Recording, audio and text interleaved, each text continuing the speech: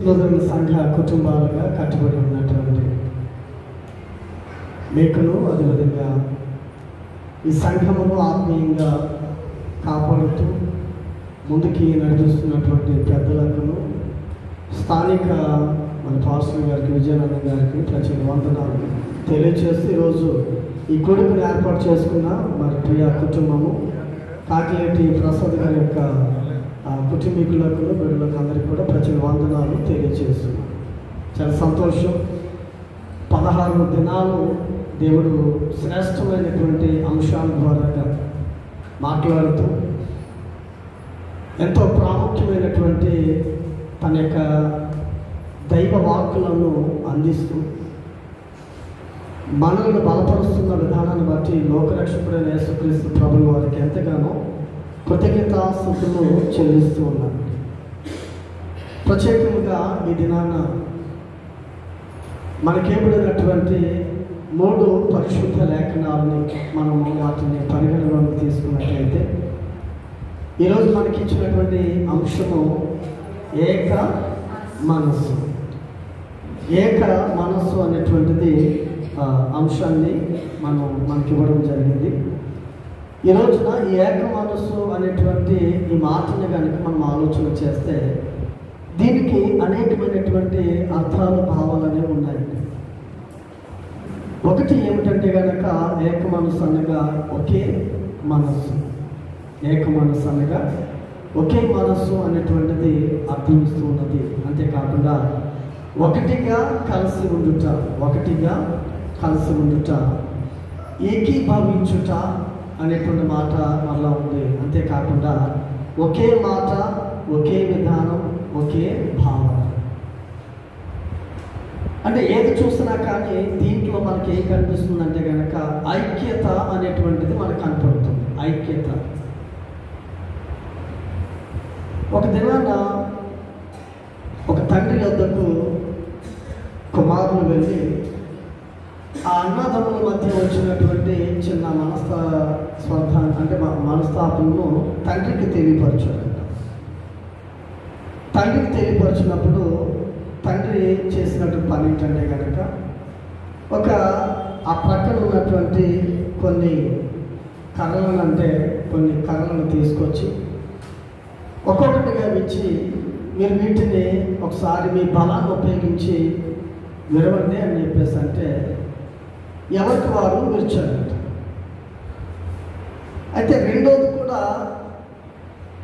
తర్వాత 2 కర్రలను ఇస్తే ఆ రెండింటిని కూడా విరిచారంట. అలాగా వారు విరిచే కొలది ఆయన చేసింది ఏంటంటే కనుక ఒకదానికి 2 ఇవ్వడం, రెండిట్లకి 3 ఇవ్వడం, అలాగే ఇచ్చేసరికి ఎప్పుడైతే ఈ స్ట్రెంత్ అనేది కర్రల సంఖ్య అనేది పెరిగిందో వారు విరవడానికి అవ్వట్లేదంట. అయితే వారు చెప్పారంట, అప్పుడు తండ్రి చెప్పాడంట, మీరు ఎప్పుడైతే ఒక తల్లికి పుట్టినటువంటి బిడ్డలు మీరు అనగా మీరందరూ కూడా నా కుమారులే. నా దృష్టిలో మీరందరూ కూడా ఒకటే. నేను ఒకే రీతిగా మిమ్మల్ని నేను ప్రేమిస్తున్నాను. అయితే మీరు ఎలా ఉన్నారంటే కనుక ఎవరి తలంపుల వారివి, ఎవరి ఆశల వారివి, ఎవరి కోరికల వారివి, ఎవరి వాంఛల వారివి అన్నట్టుగా మీరు జీవిస్తున్నారు. అయితే మీరు నలుగురు కూడా ఒకటే ఆలోచన, ఏక మనస్సు కలిగి ఉన్నట్లయితే కనుక మీ నలుగురు ఏ విధంగా ఈ 4 కర్రలకు సాదృశ్యమో ఇప్పుడు ఒకటిగా ఒక కర్రను ఇచ్చినప్పుడు మీరు విరిచారు, 2 ఇచ్చినప్పుడు రెండింటిని కూడా మీరు బలవంతంగా బలం ఉపయోగించి విరిచేశారు. అయితే 3 విరిచేశారు. అయితే 4 ఎప్పుడైతే 4 కర్రలను ఇచ్చారో మీరు విరవలేకపోయారు. అదేవిధంగా మీరు కూడా మీ 4 అన్నదమ్ములు కూడా కలిసి ఉంటే అపవాదికి చోటు అనేది ఉండదు. మీలో ఒక్కరు తప్పిపోయిన అపవాది తన ద్వారాగా కుటుంబం అంతటిని కూడా తన స్వాధీనంలోకి తీసుకుంటాడు అనేటువంటి సత్యాన్ని ఒక తండ్రి తన బిడ్డలకు తెలియపరిచినటువంటి విధానం.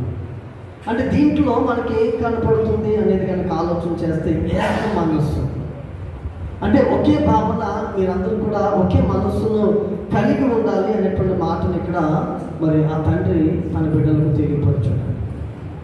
అదేవిధంగా ఈ దినాన ఈ లేఖనాల ద్వారాగా, ఈ యొక్క ఉత్తర ప్రత్యుత్తరాలు కానీ, లేదంటే పాత నిబంధన పాఠ్యభాగము కానీ, సువార్త పాఠము కానీ, ఈ 3 లేఖనాల ద్వారాగా మనకి తెలియచేసేటువంటి భావన, దానిలో ఉన్నటువంటి సారాంశం ఏంటంటే కనుక ఒకటే వేరువేరుగా మనకి కనపడుతున్నాయి. కానీ అంటే ఈ కీర్తన గ్రంథంలో ఆ కీర్తనకారుడు తెలియపరిచిన ఆ కీర్తనకారుడు తనకి ఏదైతే మరి తనకి మనస్తాపం అది తెలియచేస్తున్నాడు.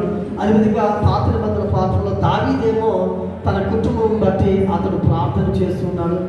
ఇక్కడ సువార్త పాఠంలోకి వచ్చేసరికి యేసుక్రీస్తు ప్రభువారు ఆయన కూడా ప్రార్థన చేస్తున్నాడు. ఎందుకు ఈ యొక్క 3 విశిష్టత కలిగినటువంటి ప్రార్థనలు దేని కొరకు అని అంటే కనుక వారి వారి కుటుంబాల కొరకు, వారి వారి విశ్వాసుల కొరకు, వారి వారి సంఘాల కొరకు వారు ప్రార్థించేటువంటి వారిగా ఉన్నారు.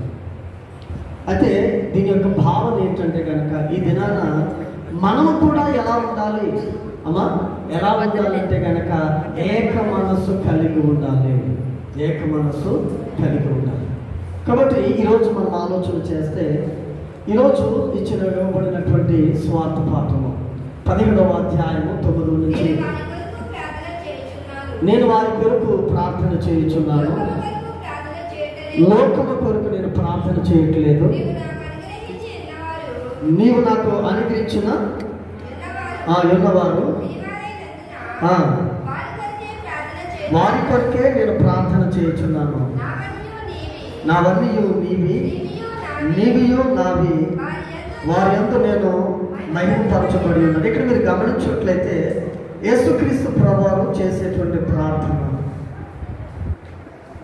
ఈయన ఎవరి కొరకు ప్రార్థించేటువంటి వాడిగా ఉన్నాడు అనేటువంటి కనుక ఆలోచన చేస్తే, ఇక్కడ ఈయన చెప్పేటువంటి మాట ఏమిటి అనేది కనుక చూసినట్లయితే కనుక దీంట్లో మనకు ఒక శ్రేష్టమైనటువంటి మాట మనకు కనబడుతుంది. ఏంటంటే కనుక నేను వారి కొరకు ప్రార్థన చేయుచున్నాను, లోకము కొరకు ప్రార్థన చేయట్లేదు, నీవు నాకు అనుగ్రహించిన వారు నీ వారైనందున వారి కొరకే ప్రార్థన చేయొచ్చు. అంటే కనుక మీరు గమనించండి, ఇక్కడ కిందకు వచ్చేసరికి అంటున్నాడు, పరిశుద్ధుడమైన తండ్రి మనము ఏకమై ఉన్నలాగున వారు ఏకమై ఉండునట్లు. అంటే కనుక మీరు గమనించండి, అంటే తండ్రి, కుమార, పరిశుద్ధాత్మ ఈ ముగ్గురు ఏ విధంగా ఏకమై ఉన్నారో, అంటే త్రిత్వమై ఉన్నటువంటి దేవుడు ఒక్కడే. అయితే ఈ త్రిత్వమై ఉన్నటువంటి దేవుడు ఒక్కడే కాబట్టి మనం ముగ్గురిగా చెప్పుకునేటువంటి, అంటే వారు ముగ్గురిగా ఉన్న వారు ఒకే తలంపు కలిగి ఉన్నారు, ఒకే ఏక మనసు కలిగి ఉన్నారు, ఒకే భావన కలిగి ఉన్నారు, ఒకే ఆలోచన కలిగి ఉన్నారు. ఇదంతా ఎవరి కొరకు అంటే కనుక మన కొరకేనండి.